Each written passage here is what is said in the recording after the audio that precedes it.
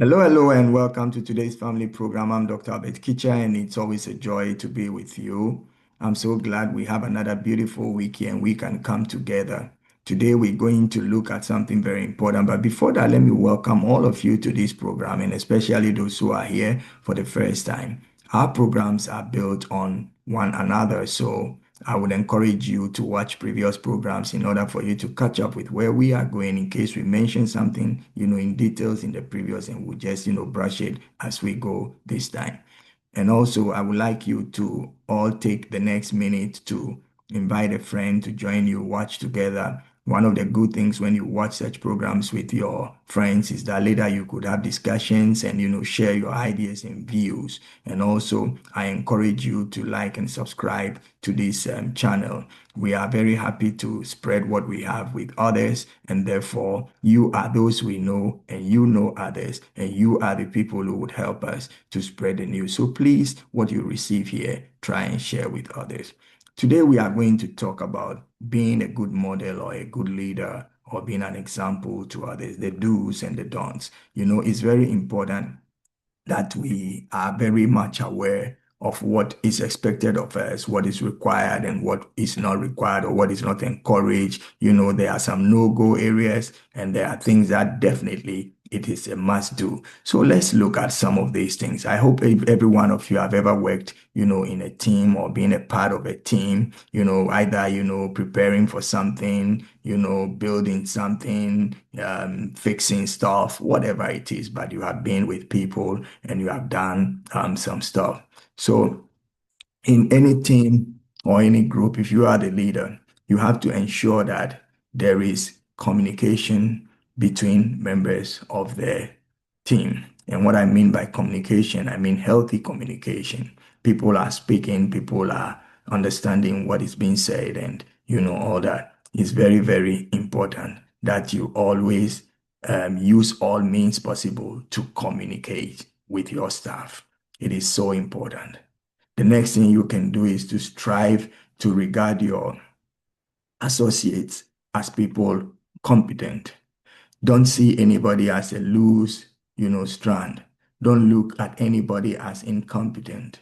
See a potential in each and every person. So long as they are part of the team, what has to be done is that the weak places has to be strengthened and the strong places, even much more enforced so that we can keep on going forward. Don't discard anybody because everybody has some potential. Sometimes people perform below the limit because of probably misunderstanding of communications and energy levels and so on and so forth. So before you see anybody as not useful to the team, remember that everybody has something. And once they are part of the team, it means together you can make things happen. You also have to try to create a positive atmosphere and be free from rigidity. Create positive atmosphere. How do you create a positive atmosphere? Your looks, your attitude, the way you communicate, the things you say, how you say them. Always wear a smile on your face. When people approach you, let them feel they are safe.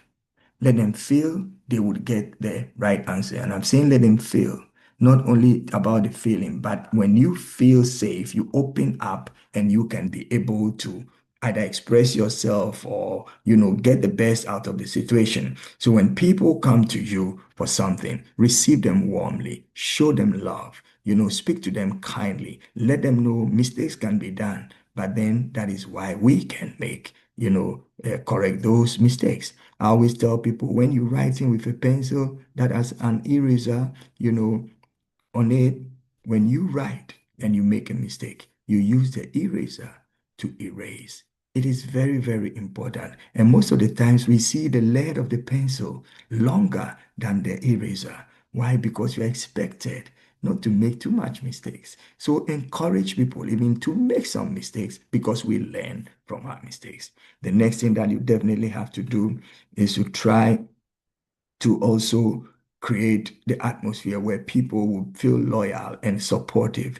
Because when people are not, experiencing loyalty from you, you say one thing, you do the other thing, somebody confides in you, you go spill it all out there, is not going to create that sense of loyalty and trust with you. So trust and loyalty is something that you must always ensure that it is within your team. This is absolutely important. It is important because if you don't have these things, you may be making very, very big mistakes and, sort of preparing your team for failure.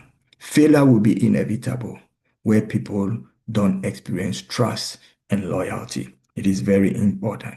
Also, when setting goals, set goals that are achievable. Set goals that will make them bring their potentials out. Set goals that will make them feel we can do it even tomorrow. Let's go for it. This is within our reach. Yes, we can do it. Even if when you're stretching them, you do it in a way that they will put in their faculties, they will put in their strengths, they will put in their talents in order to make that dream, work. Because it is very important. There is this popular saying that it is a team that makes the dream work, but also it is the joy, the energy that the leader brings on the team that makes the team wake up and go do that job. It's so very, great that we can have these opportunities in our lives. Now, there are some other things that you don't have to do. You don't have to do. First of all, you don't ask people to do what you will not do yourself. If you are an habitual latecomer, don't tell people to come early. Work on your lateness. Be on time. Model that and let people do it. Oh, do what I say, but don't do what I do. No, we do what you do and we want to do what you say. And if what you say is what you do, then we are safe. Nobody wants to follow one who speaks one thing and acts another because action speaks louder than words. So don't ask people to do what you will not do yourself. The principle of life is any rule or any law that you set for people, you have to be under that law too. Because if you don't obey that law, then that law has no power. Because a law that favors only one side cannot be used as a law. A law must be respected by everyone. The next thing you don't have to do, don't forget that trust, which I spoke about, you must trust. But the lack of trust is the first way to kill your work. If you don't trust people, you don't give them anything to do, or if you give them at all, you give them with a pinch of salt, and you are thinking, can he do it? Can they do it? And most times it's because we don't have communications, because we don't really know the people, because we have not really interacted with them to know all the facets and how they are, they pick things up and how they work things through. So it's very, very important that you don't create the atmosphere of distrust. It's not good. Don't also take sides when there are, problems between team members. Don't go supporting one against the other. You must always be on the side of the truth. You must be a person known to be one who does not bend things for one person just to suit them, but you stay on the side of truth. So you speak the truth in love, you tell them what it is, and you don't support one against the other. Your duty as a leader is rather to reconcile, to bring people together. So when there are issues, I'm not saying stay neutral, no, stay on the side of the truth and communicate the truth in love. If it is not good what they did, you say it's not good. You did not do really well. But you know what? That's not the end of the road. And you may share your own experience when you maybe found yourself in that same position the person finds himself. I always tell people about the mistakes that I made so they would also be aware that these mistakes exist. But what I would love is to see the people who I'm leading not making my mistakes. So I better tell them what I made mistakes in and how I was able to resolve them. So when it comes their way, they will be able to navigate through them really quickly. Also, you don't have to discourage your staff by telling them worse stuff. Maybe at management level you have heard some not pleasant news and then you just come and break it to everybody. If you do that, you make them not be ready to really put in their energies and be hopeful.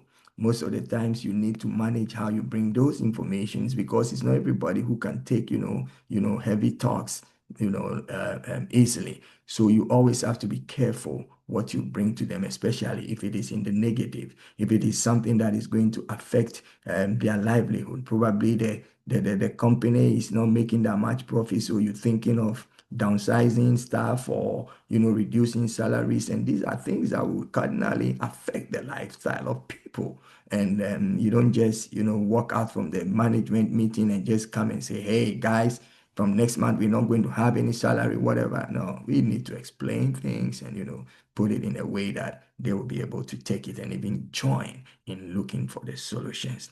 Please, whatever you communicate, don't be vague.